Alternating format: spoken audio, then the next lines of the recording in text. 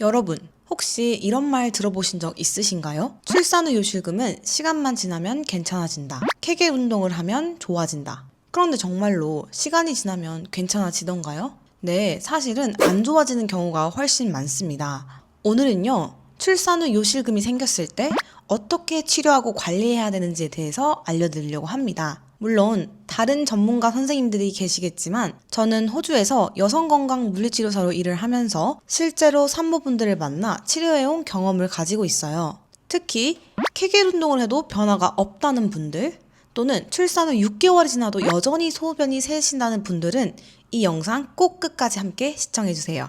요실금은 말 그대로 내 의지와는 상관없이 소변이 새는 증상을 말을 합니다. 많은 분들이 이걸 부끄러워서 물리치료사나 의사를 만나기 전에 인터넷에 검색을 해보십니다. 근데 이때 검색을 해보면 출산 후 요실금은 자연스러운 거니까 시간이 지나면 저절로 회복된다는 글을 자주 접하실 수 있을 겁니다. 사실 이 말은 절반은 맞고 절반은 틀린 말입니다. 통계적으로 보면 아이를 낳은 여성 3명 중 1명꼴로 요실금을 경험합니다. 출산 횟수가 더 커지면 위험도 커지고 이미 임신 중에도 방광 문제가 나타날 수가 있습니다. 흔히 요실금은 나이가 많아야 생기는 질환이라고 오해를 하기 쉬운데요. 제가 만난 산모들 중에서는 30대 직장맘들도 많았습니다. 그리고 특히 둘째, 셋째 출산 후에는 증상이 더 악화되는 경우도 많았어요.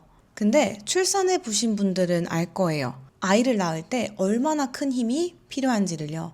자연분만을 할 때는 아이가 산도를 통과를 하면서 골반저근이 크게 늘어나고 손상이 되기도 합니다. 즉, 아이를 낳을 때 골반저근은 크게 늘어나면서 그러다 보니 방광과 요도를 지탱하는 힘이 약해지고 결국 기침하거나 웃거나 무거운 물건을 들 때, 즉 복압이 높아지는 상황에 있을 때 나도 모르게 소변이 찔끔 새는 현상이 나타나는 겁니다. 그리고 이러한 경우를 저희는 복압성 요실금이라고 부릅니다. 저는 산모분들을 평가할 때 요실금 증상만 물어보지는 않습니다. 저는 이러한 질문도 추가적으로 합니다. 임신 전부터 방광 문제가 있었는지, 변비나 만성 기침이 있는지, 그리고 출산한 아이가 큰지, 분만이 길어졌거나 특히 2기, 밀어내는 단계가 길었는지, 심한 회음부 파열이나 절개가 있는지, 그리고 분만 때 진공이나 겸사 같은 기구를 사용했는지, 이런 경우에 해당된다면 출산 후에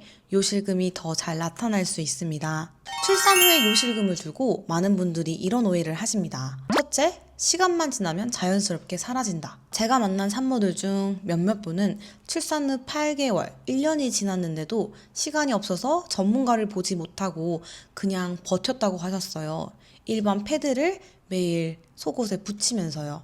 이러한 경우는 이미 이 증상이 굳어진 경우가 많기 때문에 치료가 더 힘들어진 경우가 많습니다. 둘째, 제왕절개를 했으니 안전하다. 맞습니다. 제왕절개가 첫 출산에서는 요실금의 위험을 많이 낮춰줍니다. 하지만 임신이라는 자체가 골반저근에 많은 압박을 주기 때문에 완전히 안전하다고 볼 수는 없습니다.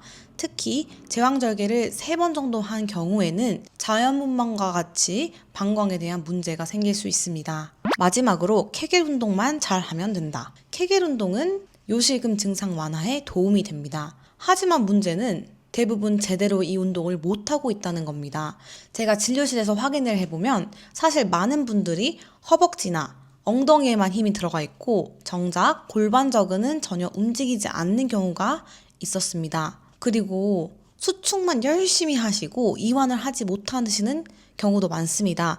하지만 저희가 이완을 잘 할 수 있어야 수축이라는 움직임도 잘 일어난다는 것을 명심해 두셔야 합니다. 그럼 이제 비수술적인 치료 방법이 뭐가 있을까요?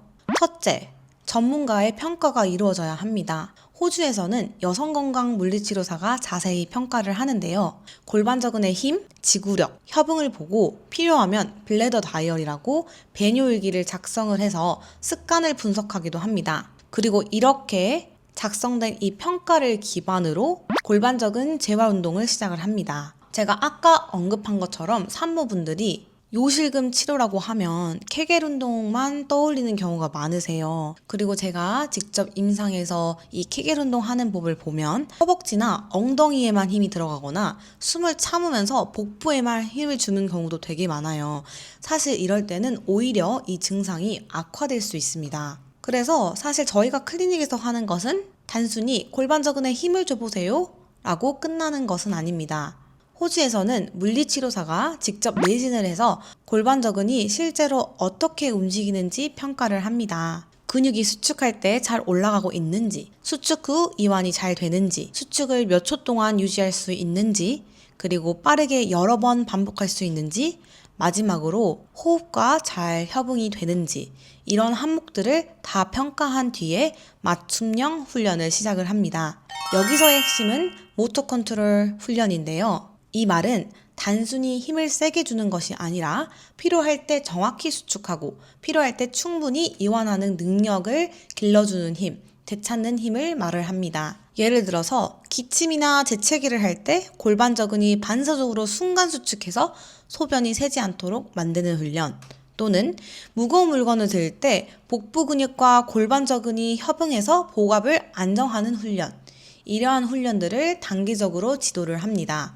하지만 모든 경우가 이러한 비수술적인 중재만으로는 해결되지 않습니다. 그래서 물리치료사와 중재를 시작했는데도 불구하고 3개월에서 6개월 이 사이에 호전이 없는 경우는 산모분들께 의사선생님과 꼭 상담을 하라고 말씀을 드립니다. 제가 임신 막달인 여성분들에게 항상 하는 말이 있습니다. 출산 후에 어떠한 증상을 겪든지 그것은 절대 부끄러워할 일이 아니라고요. 출산 후 요실금도 이에 해당을 합니다.